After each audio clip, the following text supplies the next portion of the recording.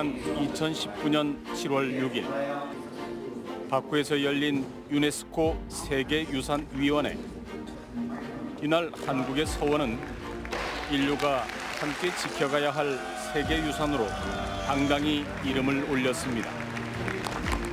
OUV라고 그래가지고 Outstanding Universal Value. 그러니까 탁월한 보편적 가치가 있어야 돼요. 그 속에 가장 중요한 것이 완전성과 진정성이에요. 완전성이라는 건 이제 원형이 살아 있어야 되고 또 세웠을 때의 그 설립 정신이 그대로 계승돼야 돼요. 그게 진정성이에요. 그래서 이제 그런 거에 맞추다 보니까 이제 9개 서원이 최종 유네스코 등재가 된 것입니다. 소년들의 뜻을 기리며 학문과 인성교육의 요람으로 자리매김해온 한국의 서원. 올곧은 신념과 정의를 지키려고 했던 선비들의 기계가 서린 서원은 한국의 선비 문화를 대표하는 공간으로 그 탁월한 보편적 가치를 인정받게 된 건데요. 세계유산으로 등재된 전국의 9곳의 서원 가운데 전라북도에는 천년의 세월을 이어온 정읍 무성서원이 있습니다.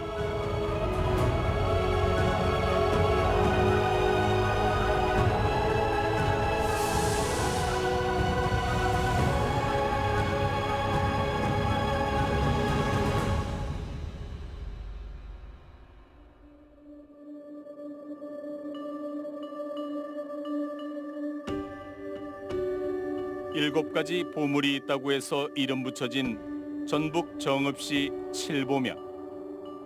이곳에 유네스코 세계유산의 이름을 올린 무성서원이 자리해 있습니다.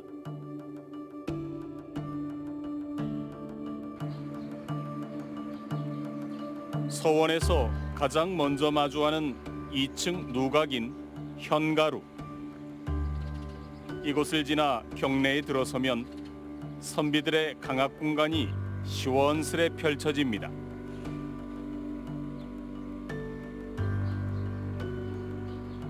그 뒤편에는 태극 문양이 선명한 내산문이 보입니다. 이 문을 지나면 만날 수 있는 태산사. 태산은 이곳 정읍 칠보의 옛 지명입니다.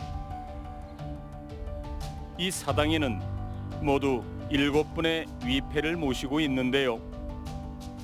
그 시작은 신라시대를 대표하는 사상가이자 문장가였던 고운 최치원입니다. 그는 30살에 이곳 태산의 고을 수령으로 내려왔다고 하는데요. 고운 선생이 이곳을 떠나자 그를 기리기 위해 만든 생사당이 바로 무성서원의 출발점인 겁니다. 태산의 태수로 내려오셔서 이곳에서 구체적으로 어떤 일을 어떻게 했느냐라고 하는 건 기록이 없습니다. 하지만 뭘 보면 알 수 있냐면 그가 어떻게 했길래 그가 떠나고 난 다음에 그 태산의 모든 백성들이 그를 그리워하면서 아마 살아계신 분을 위해서 사당을 짓는 건 역사적으로 유일무이하지 않나 싶거든요. 그래서 생사당을 지었고요. 그를 그렇게 모셨던 거죠. 태산사에 모셔진 7분의 위패 가운데는 이름만 들어도 알만한 분이 또 있습니다. 부루헌 정선생. 조선시대 최초의 가사작품인 상충곡으로 유명한 부루헌 정극인입니다. 그는 세종대왕이 흥천사라는 절을 지으려고 하자 숭유억부를 주창하며 유생들을 이끌고 반대 시위를 하다가 함경도로 유배를 가게 되는데요. 이후 처가가 있는 이곳 정읍으로 내려와 초가 삼간을 짓고 부루헌이라 이름 붙였는데요. 그의 호는 여기에서 유래된 겁니다. 바로 나 옆에 있는 이 건물이 이제 하나 있고, 지금 이쪽으로 지금 그 뒤편 오른쪽으로 해서 지금 건물이 한 2채 정도 있습니다. 여기가 불원이 1437년에 내려와서 서당을 지었던 자리입니다. 그 이 서당이 이제 송세림 선생이 강당을 새로 짓고 또는 동제 서재 기숙사 두 채를 지으면서 향학당으로 이제 확장을 합니다. 무성서원이 지금의 모습을 갖추는데 결정적 역할을 한 사람을 정읍 시립박물관에서 만날 수가 있습니다. 이곳에는 무성서원 현판은 물론 무성서원을 방문한 사람과 그 목적을 적어놓은 심원록을 비롯해 중수일기 등 다양한 고문서들이 보관돼 있지요. 박물관에서 유심히 살펴볼 것은 바로 영상이라고 부르는 나무를 깎아서 만든 조각상입니다. 지금 보시는 영상은 태산사 안에 모셔져 있던 겁니다. 500년 전 태인 현감으로 내려왔던 신잠 선생을 기리기 위해 주민들이 만들었다고 하는데요. 신잠 선생은 태인에 머문 7년 동안 동서남북 사방에 4개의 학당을 세워 교육의 기틀을 다지는 데 큰 역할을 했습니다. 그런 그를 잊지 않기 위해 지역민들이 생사당을 만들게 된 건데요. 훗날 고운 최치원 선생을 모신 태산서원에 영천 신잠 선생을 함께 배양해 제를 올려왔던 겁니다. 최치원 선생으로 시작돼 정극인, 송세림, 신잠 선생이 학문의 터전을 닦아온 정읍 무성서원. 기나긴 세월을 이어오는 동안 고치고 새로 짓기를 반복했겠지요.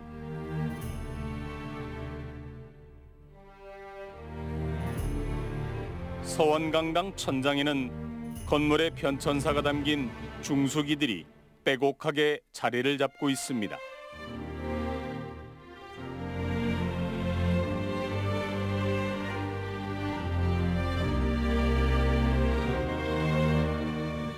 이곳 무성서원 강당은 한국의 아름다움과 선비 정신이 그대로 구현된 건축이라고 할 수 있습니다.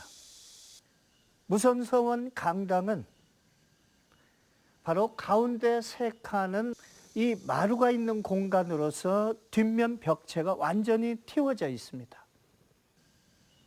뒷면에 있는 태산사, 즉 사당이 이 공간을 투과해서 보이게 건축을 조형을 했습니다.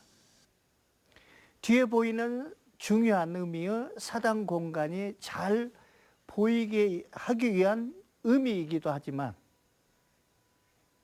한국의 아름다움 중에서 바로 비움의 담백함이라는 의미가 잘 구현된 공간이라고 할 수가 있겠습니다. 강당의 모습 그 자체가 선비의 모습처럼 크고 화려하지 않지만 반듯하고 담백한 분위기를 느끼게 해주고 있습니다.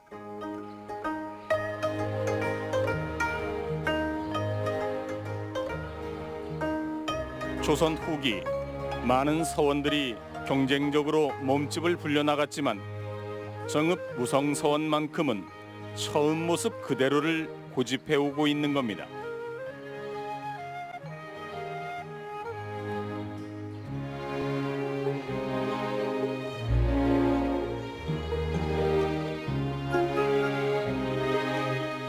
또 다른 교육기관이었던 향교. 이곳은 공자의 위패를 모시는 대성전과 유생들이 공부하고 머무르던 강학의 공간으로 나뉘는데요. 향교는 유학을 가르쳐 지역의 인재를 양성하기 위해 세워진 곳입니다. 지금 사람들은 향교와 서원을 비슷한 곳으로 여기는 게 일반적이지만 그 둘은 엄연히 다른 공간이었습니다. 성균관은 국립종합대학으로서 서울에 있는 대학이죠. 그러니까 전국에서 사람들을 모아서 대규모로 그리고 거기는 과거가 중심이 되겠죠. 향교는 국립 내지는 관립교육기관으로 고을마다 하나씩 있는 거예요. 공립학교 같이. 그리고 거기는 국가가 지원하는 시설로 모든 걸 관리하고, 서원은 지역 사람들이 자발적으로 사립으로 세운 거죠. 그런데 훨씬 더 품격이 높고 거기에 모인 사람들은 학맥이나 사상이나 성향을 갖고 있는 거죠. 그래서 서원이 사실은 한국 성리학 발전사에서 굉장히 중요한 거죠.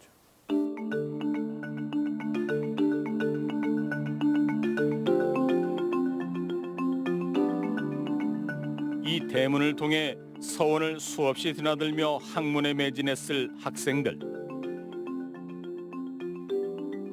지금으로 말하면 지역 사립대학인 이곳에서 원생들은 무엇을 위해 공부를 했을까요? 그 해답을 무성서원에 다닌 원생들이 지켜야 할 규약에서 찾을 수 있는데요.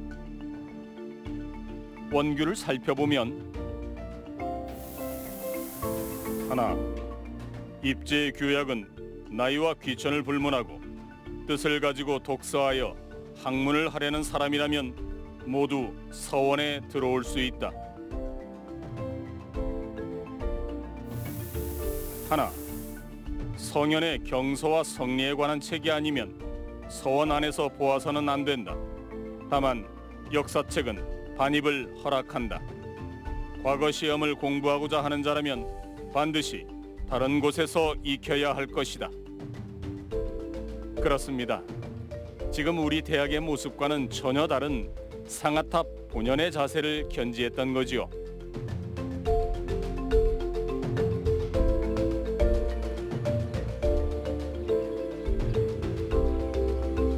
유네스코 세계유산에 등재된 한국의 서원. 여기에 함께 이름을 올린 전국 9개 서원 가운데 정읍 무성서원만의 특별한 점이 있습니다. 한국을 대표하는 서원들은 대부분 마을과 떨어져 산수가 수려한 곳에 세워졌는데요.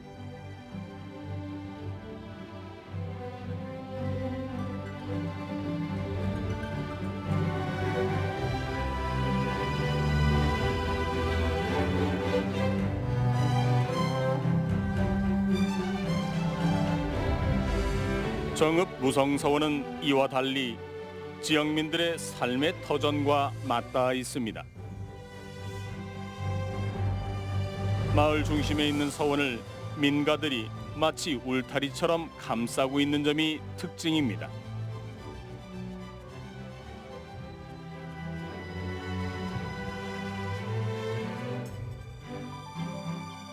그래서 서원의 건물 배치도 조금 남다른데요. 외산문인 현가루를 지나면 강학 공간인 명륜당이 자리하고 가장 뒤편에 제향 공간인 태산사가 있습니다. 그런데요, 특이한 점은 강학의 공간을 중심으로 동서에 기숙사 격인 동제와 서제가 있는 게 일반적인데 반해 무성서원은 이런 역할을 하는 강수제가 담장 밖에 자리하고 있다는 겁니다. 동제 서재가 없어요. 우리가 서원을 하면 유식 공간에 누문이라든가 정자와 함께 이제 강학당에 명륜당이 있고 양쪽에 학생들의 기숙사인 동제 서재가 있잖아요. 무성서원엔 동제 서재가 없고 우리가 이렇게 가면 정말 수려한 은행나무가 있는데 오래된 이 은행나무가 서재 자리에 있고 그 다음에 이제 동제는 이제 강수제라고 바깥에 있어요. 그래서 왜 무성서원엔 동제 서재에 학생들의 기숙사가 없는가 하고 그 유림들께 여쭤봤더니 마을 속에 있어서 굳이 기숙시설이 필요 없다 이런 말씀도 또 하시더라고요. 사실 이곳 무성서원의 이름은 공자와 관련이 있습니다.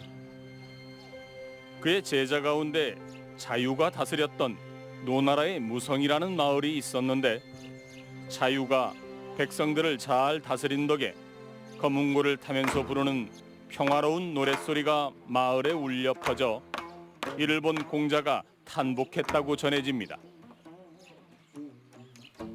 그런 연유로 이곳이 무성서원이라는 이름을 갖게 되었고 평안한 마을의 노랫소리를 뜻하는 현가라는 이름의 누각을 서원 입구에 만들어 놓은 겁니다.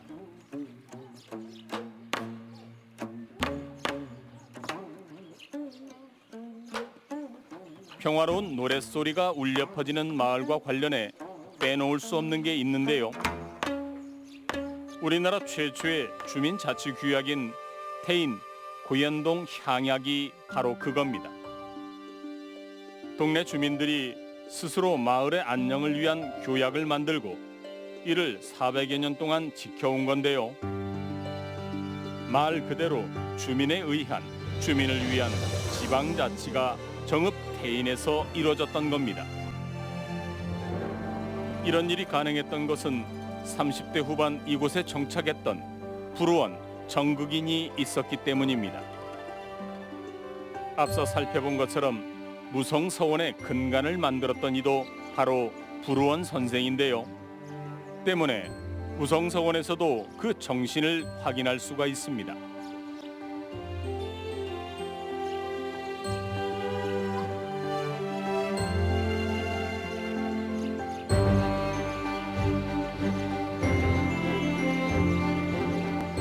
여기요 주련에도 향악의 덕목이 되어 있습니다. 권규, 교율, 남전, 향약이라고 써져 있습니다.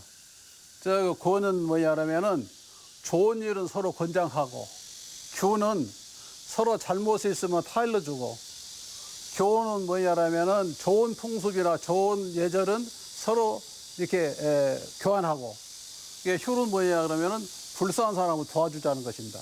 이것이 남전 향약의 4개 덕목인데 지금 우리나라에 있는 그 향약도 다 이것을 따른 겁니다. 그리고 여기 보면은 이제 덕업 일신 그랬죠. 그러니까 좋은 일은 날로 새롭게 하고, 그리고 효도하고, 효제 충신 그랬는데 효도하고, 형제간에 우애하고, 나라에 충성하고, 이웃간에 화목하자, 이런 그 내용으로 그 줄에 있는데, 이건 다 뭐냐면 고연향약에 있는 그 정신들입니다.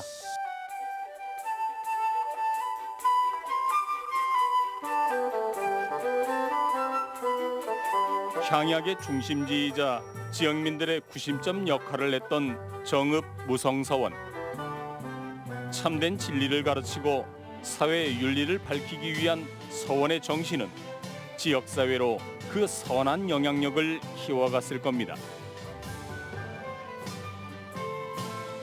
무성서원이 지역에 미친 영향을 살펴볼 수 있는 자료가 있는데요. 바로 정읍 태인에서 만들어진 책, 태인 방각본입니다. 조선시대 민간 출판 인쇄 문화를 이끌고 독서 열풍을 일으킨 태인 방각본.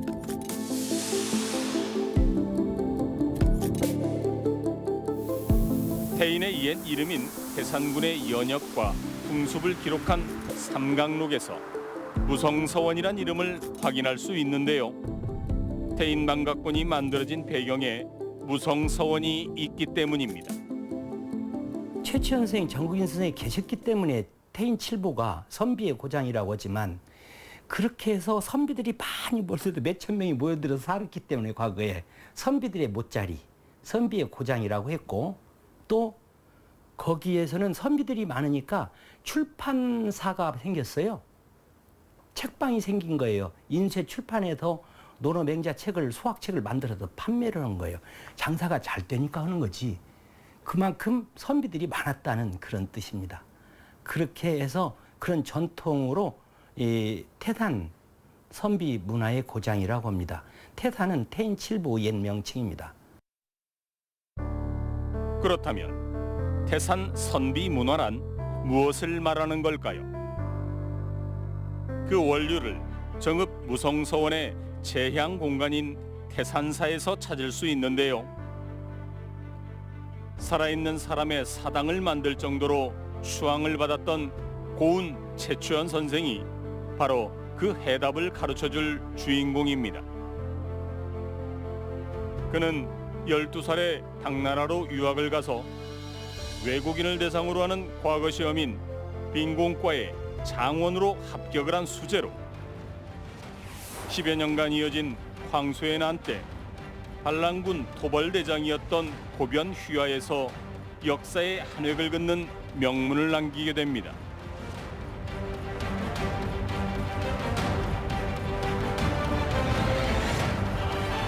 그게 바로 토황소 경문입니다.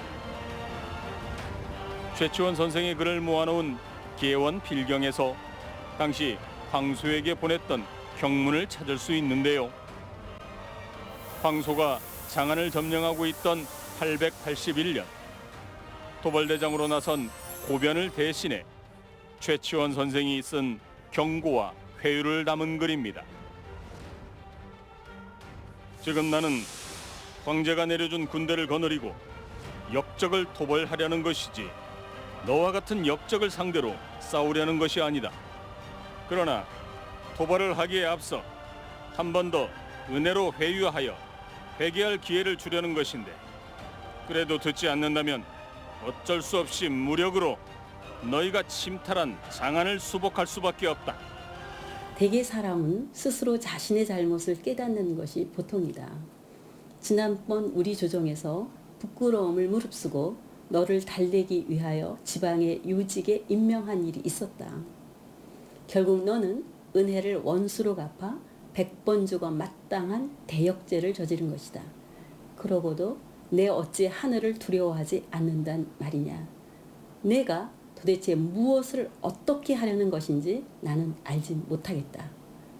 이러한 경문이 쭉 이어집니다. 예. 그래서 그 문장에 굉장한 심과 그리고 아주 준엄함이 깃들어져 있는 거죠. 그걸 보고 아마 간담이 선언하지 않은 사람이 없었다고 하니까요. 그러한 명문이어서 아마 당대에 그 모든 문장가들이 탐복하지 않았을까 싶습니다. 난이 끝난 뒤 그 공로를 인정받아 황제로부터 자금 어대를 하사받기도 했던 최치원은 885년 고국인 신라행을 택하게 됩니다.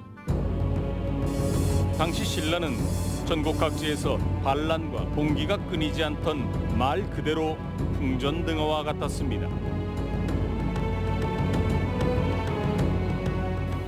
그런데 그가 이제 돌아와서 신라에서 이제 왕을 도와서 신라 사회에 대한 무한한 애정과 관심을 갖는데요. 황광왕이 돌아가세요.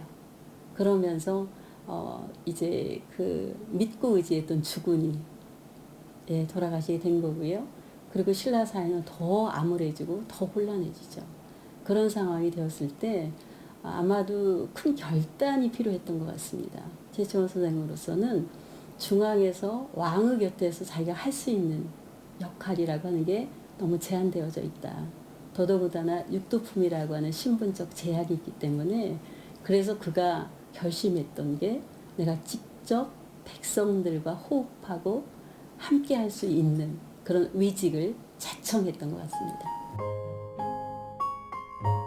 최치원 선생이 외직을 자청하며 택한 곳이 지금의 정읍인 태산군이었습니다. 그의 나이 30살에 태산군 수령인 태수로 부임하게 됩니다. 그의 흔적을 찾을 수 있는 단서가 무성서원에서 멀지 않은 곳에 있는데요. 1000년이라는 긴 시간은 땅의 모습을 바꿔놓았지만 사람들의 입을 통해 전해져 내려오는 이야기에서 그를 만날 수 있습니다.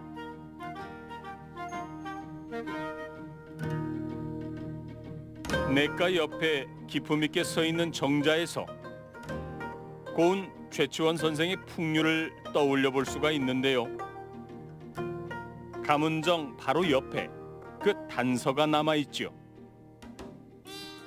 숙종 때 태인 현감을 지낸 조상우가 세운 비에서 최치원이 유상곡수를 즐겼다 해서 이름 붙여진 유상대의 내력을 확인할 수 있습니다.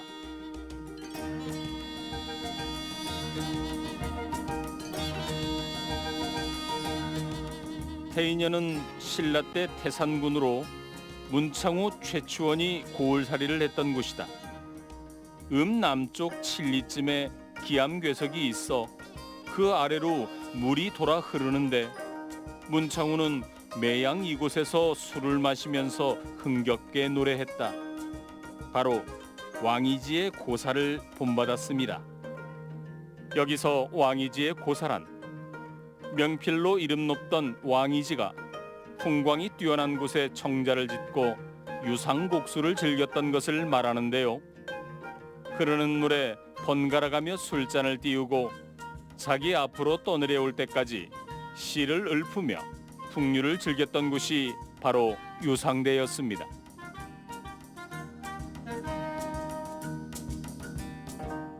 그 유상곡수연이 단순한 풍류가 아니고 거기에서 하나의 질서. 그러니까 우리가 생각할 때는 그냥 단순히 뭐 잔을 주고받고 하는 일련의 그런 게 아니고 하나의 질서, 선후배 간의 이해, 그리고 하나의 룰에 입각한, 규율에 입각한 그러한 문화, 이러한 여러 가지 복합적인 의미가 이 안에 들어있지 단순히 그저 이렇게 즐기는 그러한 현장의 모습은 아니었을 것이다 라고 생각을 하는 거거든요. 검은고와 같이 줄로 이루어진 악기의 관악 합주를 일컫는 표현이기도 한 풍류. 멋스럽게 노는 일이나 생활 태도를 뜻하기도 합니다.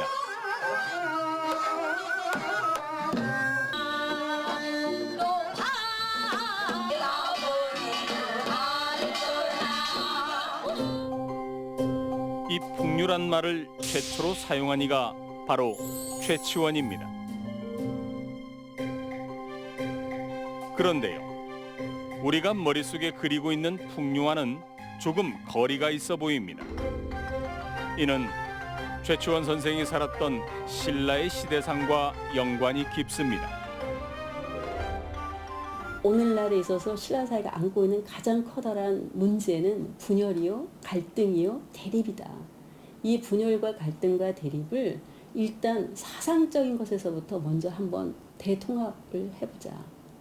그래서 그는 유학자임에도 불구하고 불교를 유학의 입장에서 받아들이고요. 도교를 유학의 입장에서 받아들이고요. 불교도 또 교종과 선정으로 갈라져 있는 걸 교선을 합작하려고 노력하고, 그래서 전체적인 하나로 만들어내는 그러한 사상을 그가 삼교 융합을 추구하는데요. 그걸 추구하면서 보니 이러한 정신이 이미 새로운 게 아니라 우리 고유의 우리 민족 속에 이미 바탕이 되어 있더라. 그래서 그것을 풍류도라고 해서 우리의 근본적인 고유의 정신인 이 풍류도를 다시 회복하면 우리 신라 사회에 있어서의 정신적 회복이 일어나고, 그 정신적 회복이 결국 어떤 사회 속에서도 건강한 정신으로 발현되어지면서 이와 같은 혼란을 극복해낼 수 있지 않을까. 쓰러져가던 신라 사회를 바로잡기 위해 끝까지 혼신의 힘을 다했던 최치원 선생. 하지만 큰 뜻을 펼 기회조차 얻지 못한 채 지방 외직을 자청할 수밖에 없었던 비운의 선각자였습니다. 최치원 선생과 함께 무성서원에 배양된 인물 가운데 눈여겨볼 리가 있는데 바로 불우헌 정극인입니다. 성균관 유생으로 불교의 폐단을 바로잡을 것을 건의하는 상소를 올렸던 정극인 선생. 그로 인해 함경도로 유배를 다녀온 뒤 처가가 있는 정읍으로 내려와 지역사회에 든든한 버팀목 역할을 했습니다.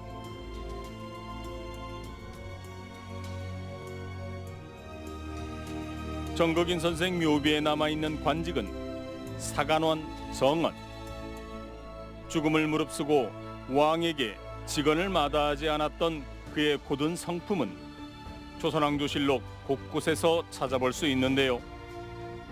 그 가운데 80이라는 나이에도 불구하고 자신의 소신을 굽히지 않았던 정극인 선생의 기상은 지금도 되새겨볼 대목입니다. 상병창에서 곡식을 사고 팔 때 그 값으로 포물을 내어주고 받아들일 적에 가감하는 폐단이 끝이 없습니다. 신은 바라건대 모두 의창에 붙여서 포를 무역하는 폐단을 영원히 금지하여 백성들의 생활을 편안케 하소서.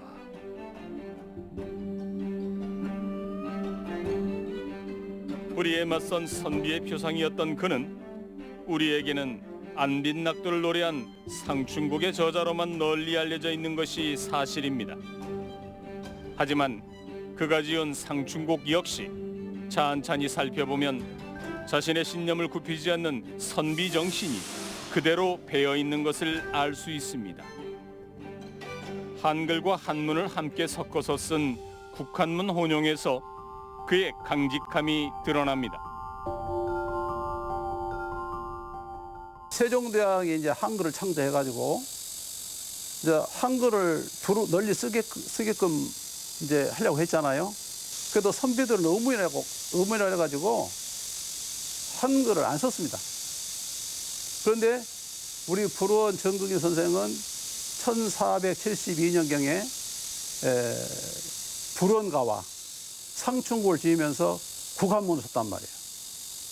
그러니까 우리나라에서 최초로 국문과 한문을 이용해서 문학 작품을 쓰신 분입니다. 그런 것을 보면은 보통 선비의 기계로서는 할 수 없는 일이죠.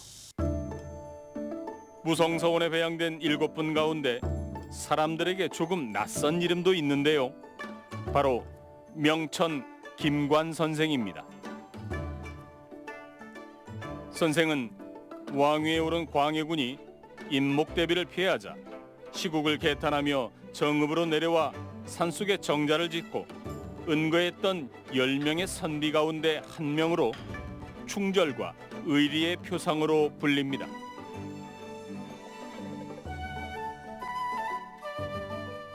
근데 서원들이 원래 창립되는 게 향교에서 이루어졌던 과거 중심 교육이 아니라 지성적인, 양심적이고 지성적이고 수기 치인하는 그런 걸 배우는, 그래서 사회 활동을 하는 거거든요. 그러니까 과거는 다 서원이 공통점이라고. 그런데 무성서원의 경우에 다른 지역은 학맥을 형성해가지고 학파로서 이렇게 나갔다면 여기는 활동을 했던 인물들이 거점이 되는, 그 다음에 지역민들과 이렇게 소통하는 그런 점이 무성서원이 갖고 있는 특징이어서. 선비정신의 유람 무성서원. 사실 무성이라는 이름을 갖게 된 건 17세기 말입니다.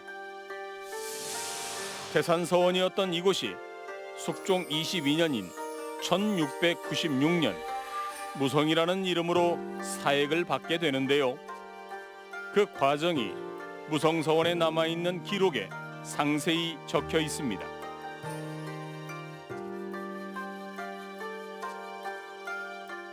첫째, 그 사액을 왜 받느냐면, 사액이라는 거는 나라의 요새 같으면 학교 설립을 했는데 학교의 그 이름을, 현판을 임금이 써서 내려주는 게 사액이거든요. 그러면 그거는 지역 유림들이 공통된 의견을 가지고 청액소라는 걸 올려요. 그래서 그거를 도를 통해서 국가로 올려서 조정해서 그걸 검토한 다음에 이런 경우는 줘야 된다. 그렇게 해서 하는 거거든요. 그럴 때 이제 최추원이 딱 걸려. 최추원을 한 것이다. 최초다. 이렇게. 그래서 이제 사학이 되게 되는 겁니다. 그리고 이제 사역이 되게 되니까 국가에서 지원이, 이제 노비라든가 토지가 내려오고, 그러면서 이제 품격이 한층 높아지는 거니까. 무성서원은 고은 최추원 선생을 주벽에 모신 까닭에 훗날 대원군의 서원 철폐령에도 그 명맥을 지켜갈 수가 있었는데요. 당시 회초를 피한 전국 47개 서원 가운데 전라북도에서 유일하게 남게 된 것이 바로 무성서원인 겁니다. 또한 무성서원의 역사를 이야기할 때 빼놓을 수 없는 사건이 있는데요. 그건 바로 강수제 앞에 자리한 병호창이 기적비, 여기에 답이 있습니다.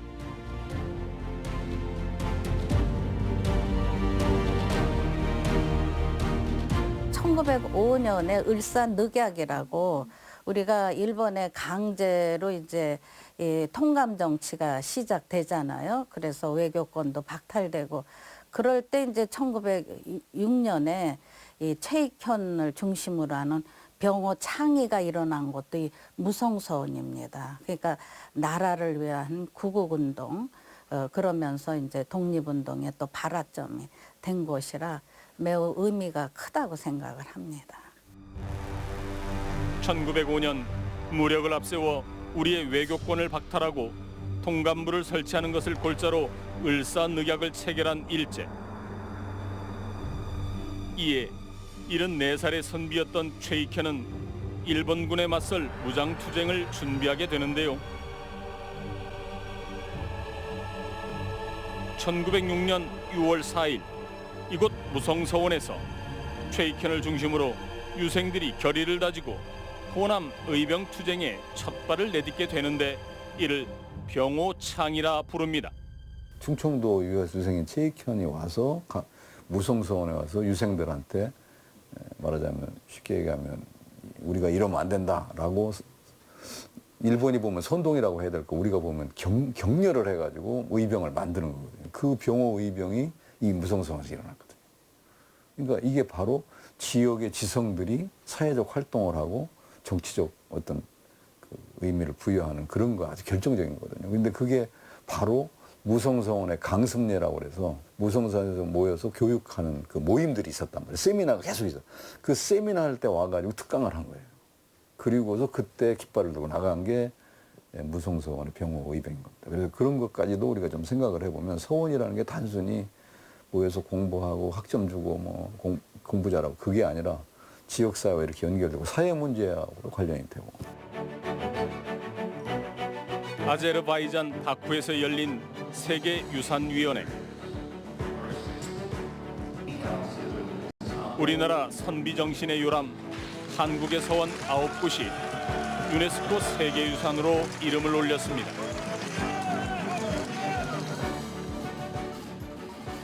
경사스러운 이날 무성서원 앞에서는 온 동네 사람들이 함께 모인 한바탕 잔치가 벌어졌는데요. 소통과 화합, 자연과 생명의 존엄성을 바탕으로 재향과 교육을 담당해온 한국의 서원이 탁월한 보편적 가치를 인정받은 기쁨을 지역민들과 함께하는 모습이 인상적입니다. 9개 서원 중에 무성서원만 마을에 있어요.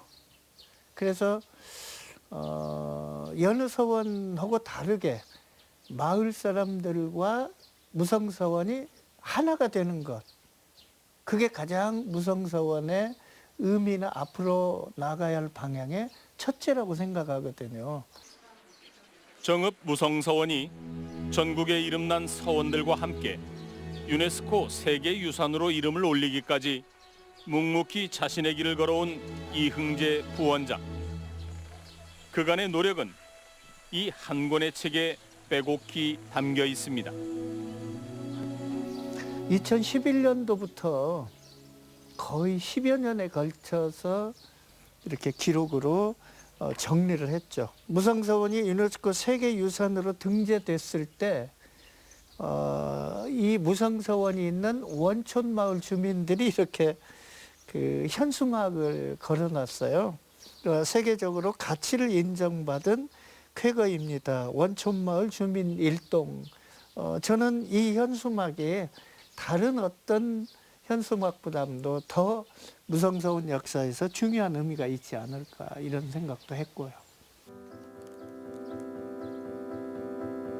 사진작가로도 활동하며 전국적인 명성을 쌓고 있는 이흥재 부원장. 이 책에 실린 사진 한 장 한 장은 모두 그의 집념의 결정체인데요. 그가 카메라 렌즈에 담으려고 했던 무성서원은 어떤 모습이었을까요? 얼핏 겉모습만 보면 가령 도산서원이나 병산, 소수 옥산서원에 비해서 어떤 분들은 좀 실망했다는 반응을 보이기도 하는데 저는 좀 다르게 생각을 합니다. 옷이 내 몸에 맞아야 나한테 잘 어울리는 옷이듯이 무성서원은 마을과 함께 있는데 건물이 막 규모가 크고 여러 개 있어서 위압적이다면 마을 사람들을 함께 하는 공간이 아니라 약간 뭐 위압적인 그런 권위적인 공간이 될 수도 있다라고 저는 생각을 하죠. 봄, 여름, 가을, 겨울, 새벽녘, 밤늦게 이렇게 제 나름대로 열심히 찍어서 이 사진을 보고 많은 분들이 야, 이렇게 아름다워? 꼭 가보고 싶은데 이런 마음을 느꼈으면 좋겠습니다.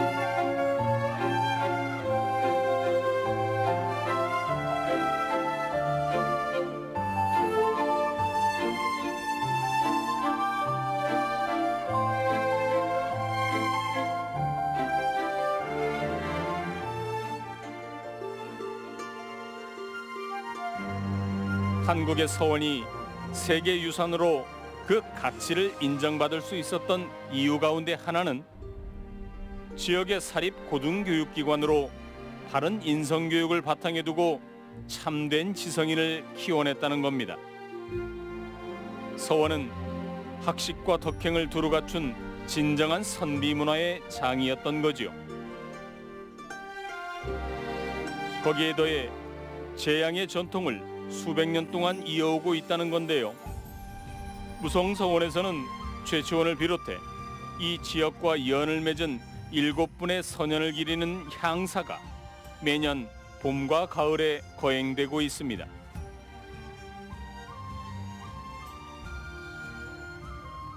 서원의 입장에서 가장 중요한 행사 가운데 하나인 향사와 관련해 올해는 일대 사건으로 평가받는 일이 있었습니다. 정읍 무성서원 역사상 처음으로 서원 제사인 춘계 향사에서 여성이 초헌관을 맡은 겁니다.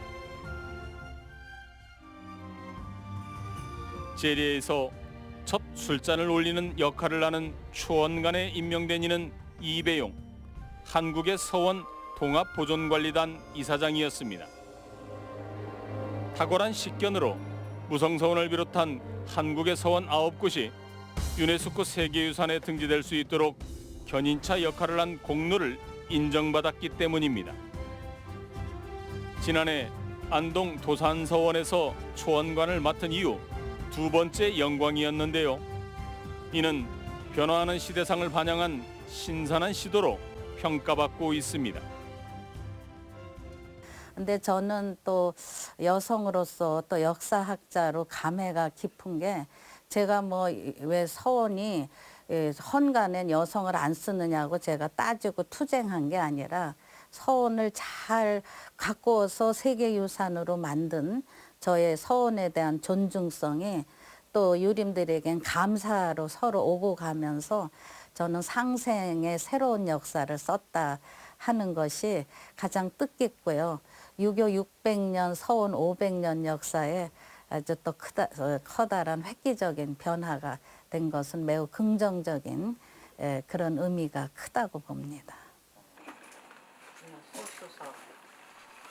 대학 교수 시절부터 전국의 서원을 돌며 그 가치를 눈여겨본 이배용 전 이화여대 총장. 모든 것이 빠르게 변화하는 지금 이 시점에도 수백 년의 역사를 자랑하는 서원은 여전히 교육의 방향성을 제시하고 있다고 말합니다. 서원마다 다 은행나무 있고 소나무 있는데 은행나무는 학교나무예요. 공자께서 행단을 세우시는데 은행나무는 유실수 중에선 가장 오래 사는 나무고 또 할아버지 때 심으면 손자 때나 열매가 맺는다 해서 아주 인내와 끈기나무, 그게 교육이에요. 교육이라는 건 오늘 가르치면 내일 반짝하는 게 아니잖아요. 형설의 공을 쌓는 이런 어떤 끈기, 진정성이 함께 있는데 이 나무들이 무언의 말을 해주는 거야. 소나무는 늘 푸른 한결같은 의리 정신이 있는 거잖아. 그러니까 그냥 학생들이 너무 이렇게 시멘트 건물에서는 아무것도 자연이 안 보이잖아요. 근데 이 서원교육은 우선 수려한 자연부터 이렇게 함께 눈에 들어오기 때문에 저절로 이 가슴에 자연의 경외로움 이런 것들을 항상 품게 되는 거죠. 오랜 세월 묵묵히 자리를 지키고 있는 우성서원. 세계유산으로는 우리나라에서 14번째로 이름을 올렸지만 서원은 여전히 사람들의 관심의 대상에서 멀리 놓여져 있다는 것은 부정할 수 없는 현실입니다.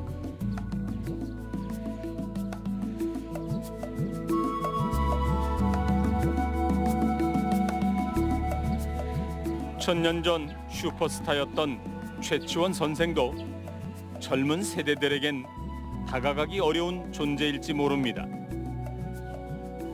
그 젊은 여자분들인데 무성서원에 한번 친구들이랑 같이 오세요라고 했더니 친구들이 안 간대요. 재미없고 뭐 딱딱한 공간이라고 생각해서 안 온다고. 그래서 우리나라 향교나 서원이 많은 분들, 특히 젊은 분들에게 이렇게 가보고 싶은 공간으로 느껴지지 못하는 것에 대해서 많은 고민을 하고 있고 아무래도 더 많은 노력이 필요한데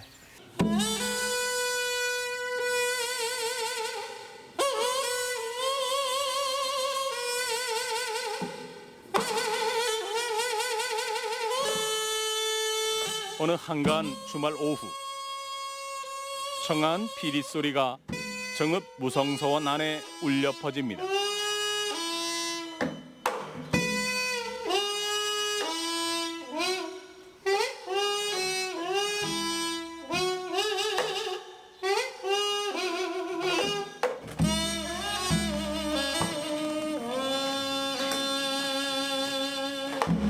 그리고 이어지는 강연. 최치원 선생께서 말씀하신 풍류라고 하는 그것은 맹자에서 나온 것입니다. 맹자에서 선왕의 풍이라는 것이 유행한다 해서 그 풍하고 유자를 빼서 풍유로 해서 고은 선생은 유불선 삼교 회통의 측면에서 풍류로 말한 것입니다. 황소 경문 역시도 황소의 악랄한 공연과 강연이 함께 펼쳐지는 이 프로그램은 천년 역사의 정읍 무성서원이 오늘을 살아가는 사람들과 함께 호흡하기 위한 노력 가운데 하나입니다.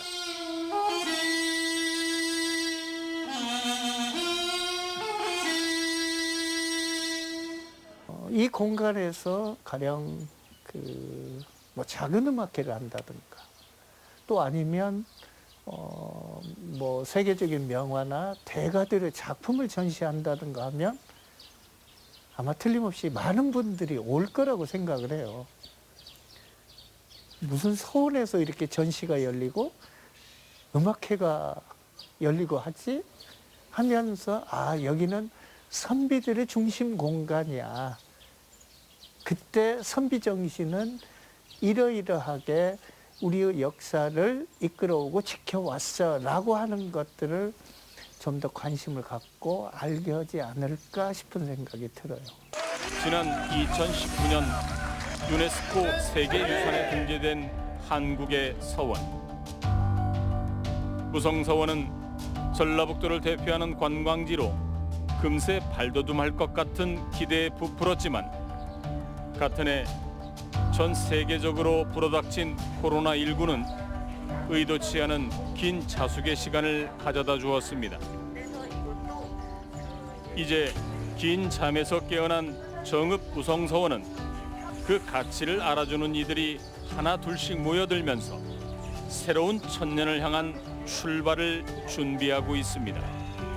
옛날에는 이제 태산의 중심에 있었기 때문에 그 이제 태산의 당시의 역사를 복원하는 것도 중요하고 또 정신을 현재화하는 것도 중요하다고 봅니다.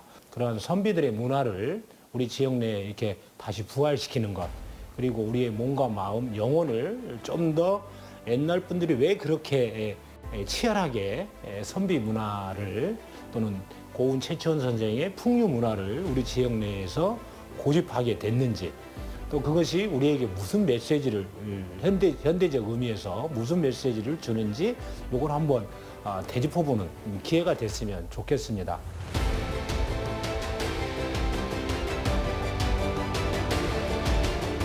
호남 선비 문화의 본산으로 불리는 정읍 무성서원.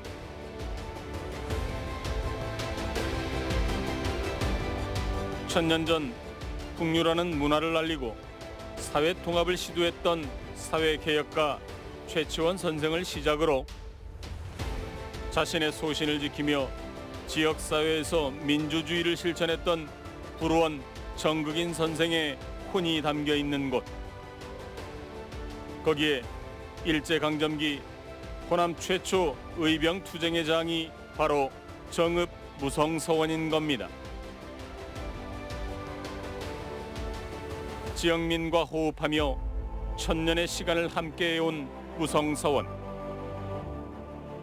지금까지 그랬던 것처럼 앞으로도 늘 우리 곁에서 자신의 역할을 찾아갈 겁니다.